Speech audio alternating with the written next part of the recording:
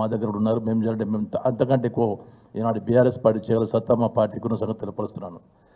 మరి ఎవరైతే కొట్టిన ప్రతి వ్యక్తి గమనిస్తూ కొట్టడమే కాకుండా చంపే ప్రయత్నాలు చేశారు.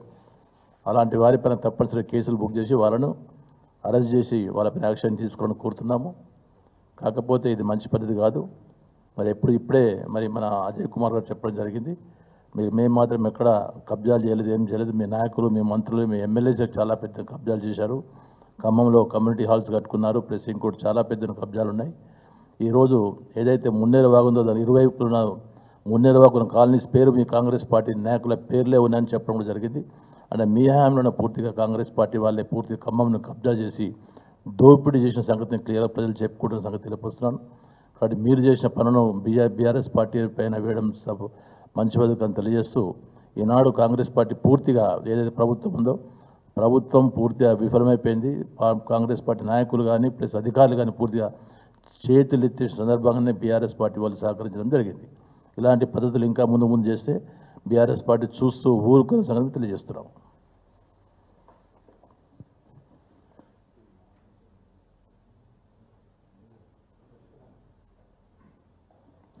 మీడియా మిత్రులకు నమస్కారం.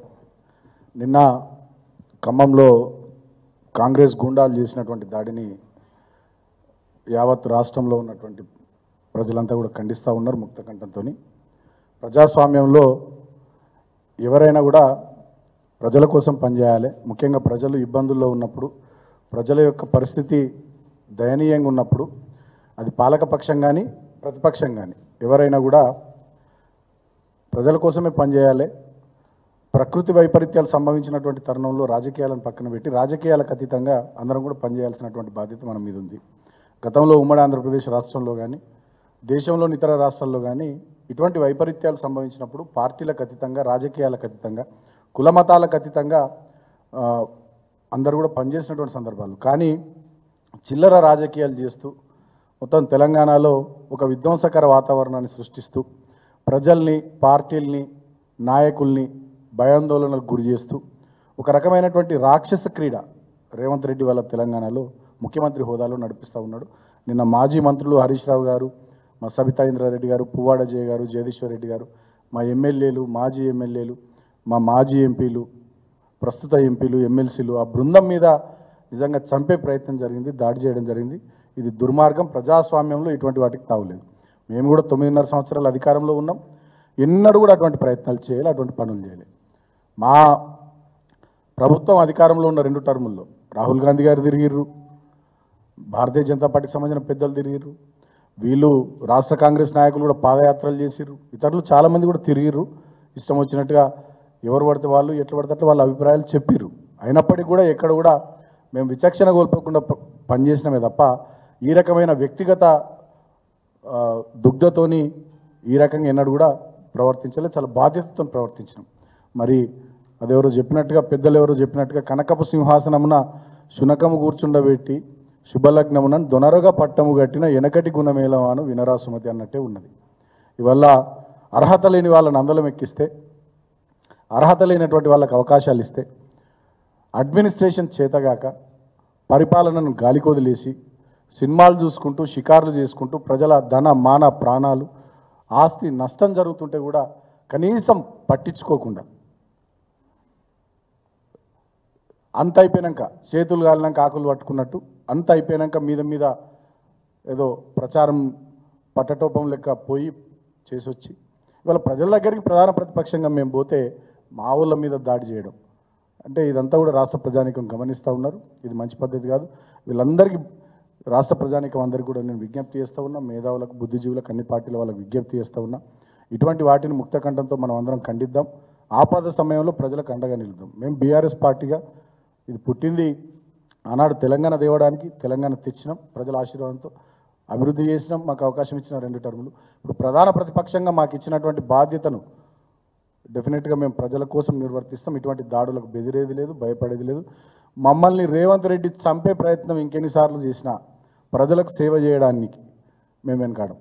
ప్రజల దగ్గరికి పోవడానికి బీఆర్ఎస్ పార్టీ వెనకాడదు. మా గ్రామ స్థాయి కార్యకర్తల నుంచి మొదలుకొని రాష్ట్ర స్థాయి నాయకత్వం వరకు మా మీద ఎన్ని దాడులు చేసినా, మమ్మల్ని చంపే ప్రయత్నం చేసినా, మమ్మల్ని చంపినా, మా చివరి రక్తబొట్టు దారబోసైనా ఈ ప్రజలకు ఈ తెలంగాణకు అండగా ఉండడం మా కర్తవ్యం. కేసీఆర్ గారి నాయకత్వంలో మేము అదే పని చేస్తామని చెప్పి మరొకసారి తెలియజేస్తూ, పోలీసులకు మేము నిన్న చెప్పినాం, ఇవాళ కూడా చెప్తా ఉన్నాం. మీ సాక్షిగా దాడి జరిగింది.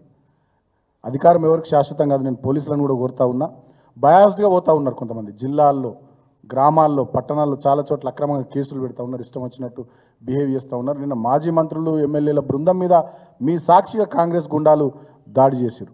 ఫోటోలు కూడా అన్ని సోషల్ మీడియాలో ఆల్రెడీ తిరుగుతూ ఉన్నాయి, ఎవరు ఏందనేది.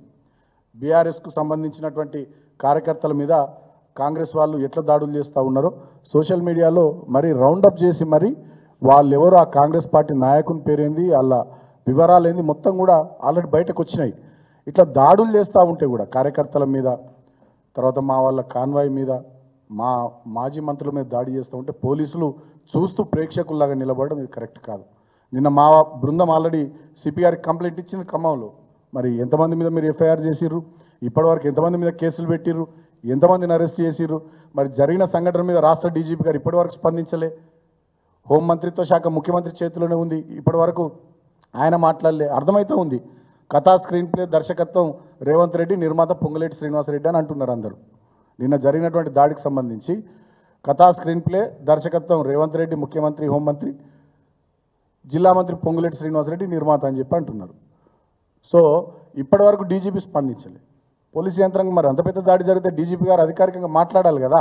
ఏం జరిగింది, ఎంతమంది మీద కేసు అయింది, ఎంతమందిని అరెస్ట్ చేసిర్రు, ఏంది ఏం కథ అనేది చెప్పాలి కదా. ఇప్పటివరకు కూడా స్పందించకపోవడం నిజంగా దారుణం. సరే, ఇంకొక విషయం, నిన్న మంత్రి పొంగులేటి శ్రీనివాసరెడ్డి గారు కాంగ్రెస్ పార్టీకి సంబంధించిన మంత్రులు మాట్లాడుతూ ఆక్రమణలు అవుతున్నాయి. ముఖ్యమంత్రి మాట్లాడుతూ జిల్లాల్లో కూడా హైడ్రాలు ఏర్పాటు చేయాలి, మొత్తం ఎవరెవరు ఆక్రమిస్తున్నారో చేయాలి. ఇప్పుడు మేము ఖమ్మంకు సంబంధించి నేను ఆధారాలతో సహా బయట పెడతా ఉన్నా. మీ రెవెన్యూ శాఖ మంత్రి పొంగులేటి శ్రీనివాసరెడ్డి గారికి సంబంధించినటువంటి ఎస్ఆర్ గార్డెన్, అది ఎన్ఎస్పి కెనాల్కు సంబంధించినటువంటి 21.5 గుంటల జాగా కబ్జా చేసి కట్టబడ్డది ఎస్ఆర్ గార్డెన్ ఖమ్మంలో. నేను ఆధారాలతో సహా అధికారుల బృందం ఇచ్చినటువంటి నివేదికను ఇప్పుడు మీడియా సాక్షిగా నేను బయట పెడతా ఉన్నా. మరి ఆ ఎస్ఆర్ గార్డెన్ కూల్చేస్తారా? నేను అడుగుతా ఉన్నా ఈ ముఖ్యమంత్రి రేవంత్ రెడ్డి గారిని. ముగ్గురు అధికారుల బృందం, తహసీల్దార్ గారు కానీ, అసిస్టెంట్ డైరెక్టర్ ఎస్ఎండ్ఎల్ఆర్ కానీ, ఎగ్జిక్యూటివ్ ఇంజనీర్ ఇరిగేషన్ డివిజన్ ఐబీకి సంబంధించినటువంటి వాళ్ళు ఇచ్చినటువంటి రిపోర్ట్ చాలా క్లియర్గా, we have surveyed the SR garden boundaries and found that the total extent of SR gardens is of 1 acre 34 guntas. Out of the above, an extent of 1 acre 7.5 guntas is in patta land in survey number 140/1, and an extent of 0.21.5 guntas is situated in survey number 140/2, which is NSP acquired land as per NSP acquired subdivision record. Accordingly, we have marked the NSP encroached area. Nagarjuna sir project సంబంధించినటువంటి ఆ కెనాల్కి సంబంధించినటువంటి భూమి 21.5 గుంటలు కబ్జా చేసి దాంట్లోనే SR garden కట్టిరు, survey నెంబర్లతో సహా వివరాలతో సహా అధికారుల కమిటీ ఇచ్చినటువంటి నివేదిక. మరి ఖమ్మంలో కూల్చివేతలు మరి ఇక్కడ నుంచే మొదలు పెట్టాలని నేను ముఖ్యమంత్రి రేవంత్ రెడ్డిని కోరుతా ఉన్నా. కంచే చేను మేసినట్టు ప్రభుత్వంలో ఉన్న మంత్రులు, పెద్ద మనుషులు మీరే ప్రభుత్వ స్థలాలను, ప్రాజెక్టుల స్థలాలను, చెరువుల స్థలాలను, కాల్వల స్థలాలను కబ్జాలు చేసి గార్డెన్లు కట్టి మీరు రాజభోగాలు అనుభవిస్తూ డబ్బులు సంపాదిస్తూ మళ్ళీ ఉల్టా చోర్ కొత్వాల్కో డాంటే అన్నట్టుగా మళ్ళీ మీరే మీదికెళ్ళి ఏమంటారు, ఆక్రమణలునే కూల్చేయాలి. మరి కూల్చేయరు ఎస్ఆర్ గార్డెన్స్. ఇది చాలా స్పష్టంగా పొంగులేటి శ్రీనివాసరెడ్డి రెవెన్యూ శాఖ మంత్రి ఆయనదే. మరి కూల్చివేస్తారా, కూల్చివేయరా, అధికారుల రిపోర్ట్స్ కూడా ఉన్నాయి. నేను మీడియా వాళ్ళకు కూడా ఇవన్నీ కూడా షేర్ చేస్తాను. దీని మీద ఇమీడియట్గా చర్యలు తీసుకోవాలని నేను కోరుతా ఉన్నా. అదే కాకుండా రాష్ట్ర వ్యాప్తంగా చాలా హడావిడి చేస్తూ ఉన్నారు వీళ్ళు, ఇక్కడ చేయాలి, అక్కడ చేయాలి, అది చేయాలి, ఇది చేయాలని.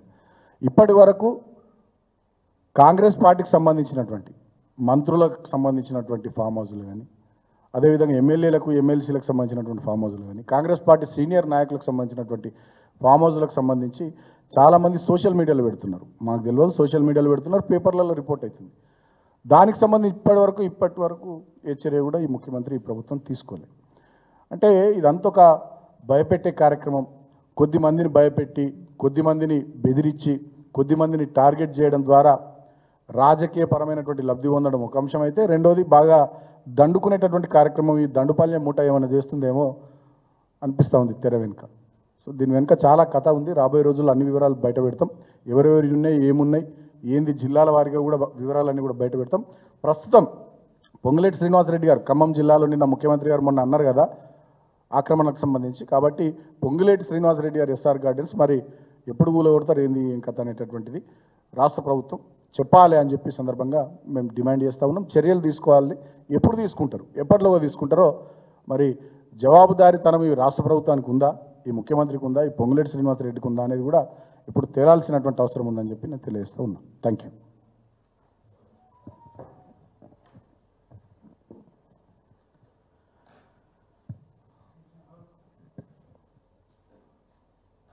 మీడియా మిత్రులందరికీ నమస్కారం.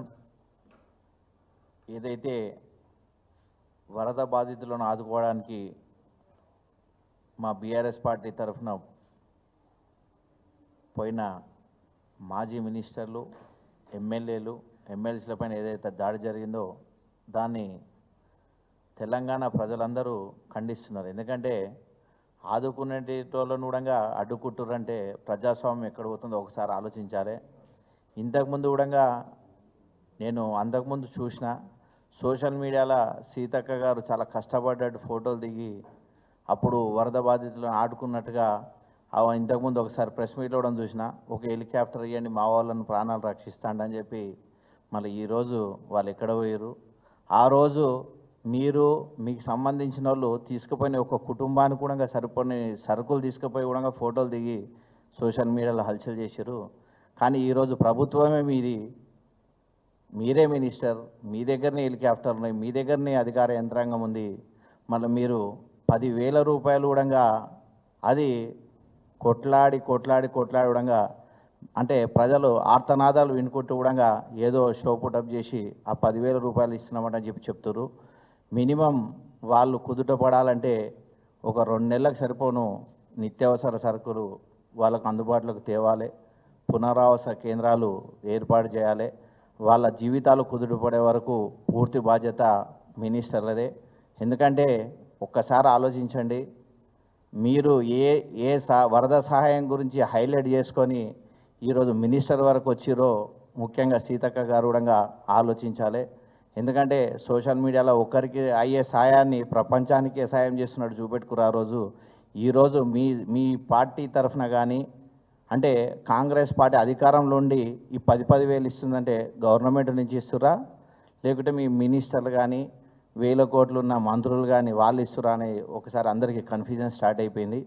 ఎందుకంటే ఆ 10,000 రూపాయలు గవర్నమెంట్ నుంచి ఇస్తే మాత్రం ఎక్కడ సరిపోదు.